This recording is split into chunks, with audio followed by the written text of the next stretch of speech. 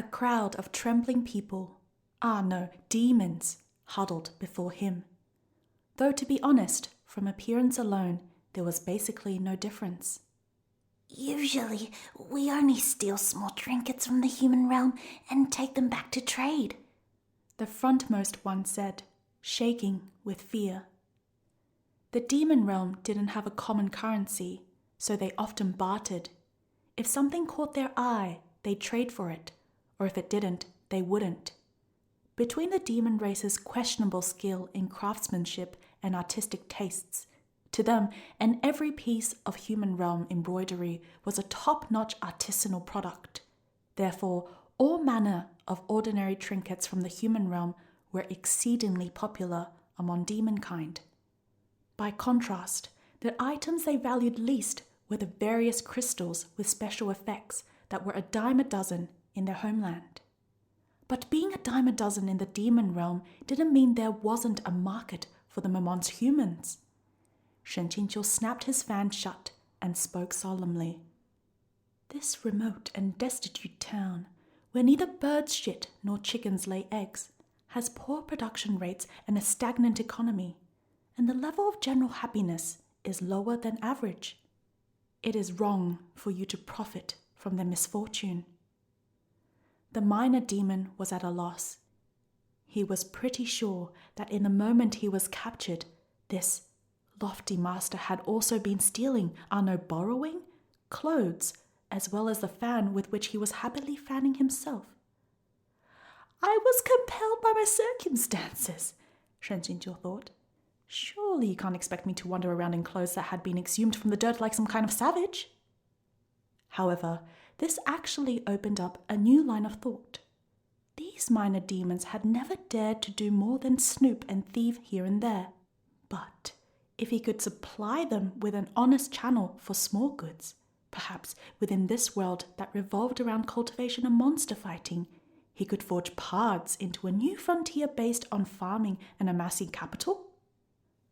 Shen Qingqiu irresponsibly fantasized for a while, then felt that if he were to accept underlings, they needed to understand each other's cultural practices. So, do you eat rotten flesh? He asked amiably. The minor demons shook their heads. Shen Qingqiu was about to sigh in relief when the leader effusively said, My pa said that only the rich and influential can afford rotten flesh. Enough. It isn't at all a question of economic access, okay? After climbing to the top of the demon realm, Luo Binghe had been more than influential, right? So how come he never enjoyed this kind of thing on page? After a pause, Shen Qingqiu changed his angle. What's your name? The first one replied, 6 balls. What does that mean? When I was born, my pa held me and said I was 6 balls heavy. Shen Qingqiu was speechless. What balls? Shot put balls or ping pong balls? This kind of name is absolutely meaningless. The rest of the demons then scrambled to declare their own names, each one more unbearable than the last. They seemed to take much pride in them. Are those names chosen by demon commoners all this literal? Family names didn't exist in demon culture, so the names they chose were daring and audacious, bold and unrestrained. You could tell at a glance that those generals with names that left people speechless, such as Elder Skyhammer or Elder Single Arm, had started as nobodies and climbed up to the top. But if they came from nobility, such as Mo Beijun, Sha Hualing, or Luo Binghe's father, Tianlangjun, their name situation was a little better. It then occurred to Shen Qingqiu that it was fortunate Luo Binghe hadn't been tossed into the demon realm and found there. If he'd been taken in by demon commoners, in accordance with these name conventions, he might be dubbed something that made it sound like his parents hated him. What would he be called? Jade-faced little playboy? Even demonic incubus spirit? No. It needed to be something more earth-shatteringly terrifying. Then he remembered that in the original story, some girl had bashfully expressed that Luo Binghe's that was very that. With an uncountable harem and innumerable tryst, he could effortlessly pull his trigger in every manner of setting. And even after eons, the gun remained infallible, as vigorous as ever. In truth, the name peerless cucumber would have suited Luo Binghe quite well. But since Shen Qingqiu had already taken it, then Luo Binghe might as well be heavenly pillaring. Fuck, Mr. Luo Heavenly Pillar. How painfully exhilarating! Shen Qingqiu had been laughing for a while when he abruptly slapped himself. Oh my, the fuck is wrong with you? Getting carried away using the great master protagonist to come up with a tasteless, dirty joke in your head. What's funny about this? Don't you get that some people are off limits for your crass humor? The minor demons watched this lofty master first laugh so hard he fell to the ground, then slap himself in anger. Mystified, they didn't dare to do so much as breathe loudly. Then Shen Qingqiu suddenly stopped smiling and pressed his fan into Six Balls' shoulder, pulling him close. As he did, Shen Qingqiu plucked a sword tassel from the demon's waist. Where did you get this? It was a sword tassel, but it was no ordinary sword tassel. This decoration belonged to the number 1 female lead, Liu Mingyan. It was the Shui Se's sword tassel. It was what male and female leads always exchanged as love tokens. You get it? Back at Changqiu Mountain, Shen Qingqiu had made a point to take special notice of this one, so it didn't need to be distinctive to stand out to him. How had this thing fallen into the hands of a minor demon in the borderlands? Terrified, Six Balls responded. I didn't steal it. I found it. Huh. Hit the streets and find me another one then, if it's so easy, Shen Qingqiu thought. Where did you find it? These days, an important person has been traveling the roads at night, though first they send their subordinates to clear the way. We were a little curious and hid by the roadside. Then afterward, we found this on the road. The important person the minor demon described had to be someone at the pinnacle of power in the demon realm. This type of character didn't frequent the borderlands. They would only draw attention. In fact, the local environment was most unsuitable for them. Exactly what kind of important person would boldly take over the roads with such swagger, even going so far as to leave behind an intimate item of Liu Mingyan's? The first possibility that came to Shen Qingqiu's mind was, of course, a certain someone. He asked, "The important person you are talking about, was it a good-looking young man?" When he thought about it, he decided against suppressing his conscience and clarified. Not just good-looking, he's very good-looking, especially good-looking. Fair skin, pretty face, tall. He doesn't smile often, but when he does, it's exceptionally dark. Six Balls shook his head, then suddenly blushed. Why are you blushing? Shen Qingqiu interrogated him for a while, but he couldn't get any answers. He decided internally that this mystery person probably wasn't Luo Binghe. Luo Binghe carried Xingmo's sword, and it was a super crazy, ridiculous, huge-ass cheat that broke every single rule. With a casual slash, it could cleave the space between the two realms, and with that slice, you could open yourself a passage through which to enter the demon realm. Luo Binghe would never expend the effort required to make a special trip to the borderlands, let alone to faithfully follow the paths of smugglers. If that was the case, a problem arose. Demons had passed through the area, yet they had left behind Liu Mingyan's belongings. Could it be that Liu Mingyan had slipped up and been captured? Shen Qingqiu didn't remember Liu Mingyan being the number 1 female lead suffering such treatment in the original work. What dumbass insignificant bandit would dare touch Luo Binghe's wife. Furthermore, though the Liu siblings normally each cultivated on their own peaks, the original work had mentioned that their relationship was quite good. Perhaps their sibling bond only seemed distant because neither was the clingy type. But whether Shen Qingqiu saw her as Liu Qingge's little sister or as Qi Jingqi's beloved disciple, he couldn't just stand aside and do nothing. Moreover, at this time the system was seemingly unable to threaten him for now, and thus he had nothing to fear with regards to restrictions or massive deductions of B points or whatever. So why not go and check it out? Where's the rift in the boundary between realms? Shen Qingqiu asked. At midnight, Shen Qingqiu hid in the treetops with all traces of his presence concealed, overlooking the area below. After an unknown length of time, a certain patch of air began to visibly distort. Shen Qingqiu's eyes lit up. He held his breath, attention rapt, and watched a youth in black rush out of it.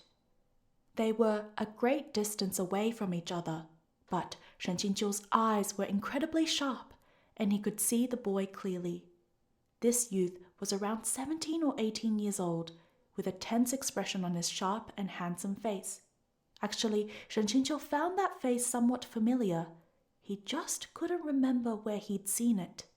Nevertheless, he was certain he had. Suddenly, a crisp female voice, at once sweet and cold, broke the silent night and echoed through the forest. Baijian Peak's disciples are truly exceptional. Your body's constrained by 100 immortal binding cables, yet you're still able to wipe the floor with great many of my subordinates, and you fled so far. I truly can't lower my guard for an instant. On hearing this voice, realization hit Shen Qingqiu. A demon who was beautiful, of noble background, and had subordinates. Who a minor demon would blush at mentioning, it had to be Sha Hualing. Sorry, what if this girl was one of the female leads? She hadn't been around for way too long, and thus he'd pretty much forgotten about her. Wait, if Liu Mingye had fallen into Sha Hualing's hands, her fate was even more cause for worry. If Sha Hualing settled for slashing up Liu Mingyan's face, she'd be going easy on her. No wonder this youth's running posture had seemed odd just now, his body noticeably heavy. Shen Qingqiu had only focused on his face before, but now he continued looking downward. As it turned out, there were numerous thin silver wires bound around the lad. The color of his robes confirmed that he really was from Baijian Peak, but Shen Qingqiu could summon no memory of ever having seen such a young disciple before. The youth knew he couldn't beat his opponent in speed, so he abruptly braked, his eyebrows furrowed fiercely. "If you want to fight, let's fight!" There was a flash of gauzy red cloth, and Sha Hualing walked toward him with swaying hips that emphasized her figure. "It took so much effort to catch you," she said, full of smiles. "How could I bear to fight you? Come on, why don't you come back with me?" The youth's temper was violent, and he spat at her. "Huh, you won't?" Sha Hualing asked. "I won't damage your spiritual energy, but chopping off an arm or a leg or whatever won't injure that part of you." As she spoke, her right hand reached out to grab the youth, but before she could touch him, an odd tremor suddenly traveled down her fingers. Sha Hualing assumed she'd fallen for some trick on the youth's part and quickly withdrew. She then raised her hand to examine it. Her 5 cinnabar-painted nails had been uniformly trimmed, a noticeable length shorter. It was only her nails, and it hadn't hurt in the least, but Sha Hualing's blood went instantly cold. "Who's there?" she shouted. If someone lurking nearby could cut her nails with such ease, then they could just as effortlessly slice open her neck. Shen Qingqiu was feeling much more relieved as he released a twig plucked clean of leaves. In truth, he just wanted to scare Sha Hualing a little, and while he was at it, keeping her nails so long really wasn't good. Every time Shen Qingqiu saw them, he was worried they'd break, which made him extraordinarily uncomfortable. Plus, they often scratched Luo Binghe's back into a bloody mess. Even if airplane shooting towards the sky liked that kind of hardcore flavor, and even if Luo Binghe's healing ability was inhuman, it didn't mean this habit was proper indicative of a healthy lifestyle. Sha Hualing's killing intent spiked. She whirled a red cloth and summoned a mass of chilling demonic qi, gathering it around her fingers, and then struck at the youth. This maiden wasn't scared stiff, she was scared angry. Truly a character. Shen Qingqiu had no choice but to leap down from the treetops to drop between the two. He gathered energy in his hand and fired a spiritual blast, directly meeting Sha Hualing's. He had known that this body was brimming with spiritual energy, but he hadn't thought it was bursting to such an extent. Their palms hadn't yet connected when Sha Hualing was flung straight back like a repelled magnet. At the same time, those skimpy clothes were tore once more. Though this was an unexpected bonus, Shen Qingqiu had always insisted on the rule of, quote, under no circumstances look at an unexpected bonus from women in this world who have above average looks, unquote. He censored it himself. Sha Hualing was also more than direct. Last time she had let out some vicious words, but this time, having weighed their respective strengths, she had no words for the occasion and just dropped into a roll. When she lunged into that patch of distorted air, her figure instantly vanished. Shen Qingqiu tossed his fan several times, channeling spiritual energy into it and transforming the fan into a blade, which he sliced down with a flip of his hand. The immortal binding cables instantly fell into some 100 pieces. The youth performed the respectable act of cupping his fist. Many thanks to Senior for the rescue. In turn, Shen Qingqiu performed the respectable act of asking, So, you're a disciple of Bai Zhan Peak? I am. Under who? My master is the Bai Zhan Peak Lord, Liu Qingge. Shen Qingqiu was genuinely astonished. Liu Qingge never accepted disciples. On that Bai Zhan Peak of his, at most there were people equal to him in seniority. And other than that, there were the disciples his martial brothers and sisters had taken in. The man himself wasn't interested in teaching. To be fair, what Bai Zhan Peak called, quote, teaching was just putting effort into beating up on one person in particular. Shen Qingqiu had some slight suspicions. What's your name? Yang Yixuan, the youth answered, loud and clear. Like I said, he looked familiar, so I'd definitely seen him somewhere before, right? A young child could certainly grow up in 5 years. Shen Qingqiu looked Yang Yixuan up and down as he thought of how Liu Qingge had sworn he wouldn't accept disciples because it was too troublesome. But he had in the end, hadn't he? Senior, asked Yang Yixuan. How has your Shizun been these past few years? Asked Shen Qingqiu. At their parting in Huayue City, Liu Qingge had lost to Luo Binghe, and it must have been a true blow. Shen Qingqiu felt like he absolutely had to ask about his poor little martial brother's current condition. He's been defeated in every battle, Yang Yixuan said honestly. Shen Qingqiu was silent. The idea that the Bai Zhan Peak Lord could be associated with the phrase, defeated in every battle, it really made one shake in one's boots. Who did he fight? Shen Qingqiu asked. Luo Binghe? Yang Yixuan humphed. Who else but that little beast? Shen Qingqiu's expression twisted slightly. Yang Yixuan himself was quite a bit younger than Luo Binghe, yet he still called him Little Beast. Who had he learned this from? He didn't yet know that nowadays, whenever anyone in Changqiu Mountain sect referred to Luo Binghe, it was always as, quote, Little Beast, demon fiend or ingrate. If they called him by his name and added that bastard, it was considered courteous. How did you fall into that demon woman's hands? Shen Qingqiu asked. Her words just now were a little strange. What was that "how could I bear to fight you" business about? Yang Yixuan's face immediately flushed red. If that demon woman hadn't used such devious methods, first disguising herself as a woman who'd fallen into misfortune, then when I became suspicious, suddenly she's taking off. I absolutely wouldn't have fallen into her trap and been captured. Shen Qingqiu instantly understood. Look at yourself. Are you really a representative of Baizhan Peak? He lectured. Avoiding feminine charms doesn't mean fearing them. So what if she took off her clothes? So what if a maiden stripped right in front of you? Back when your Shizun went to fight succubi, their entire cave was filled with enclosed bodies. Mind you, at the time, Shen Qingqiu had also been there, and true enough, he'd begun to suspect that Liu Qingge was either asexual or impotent. Yang Yixuan's face was filled with long admiration. An entire cave, as expected of Shizun.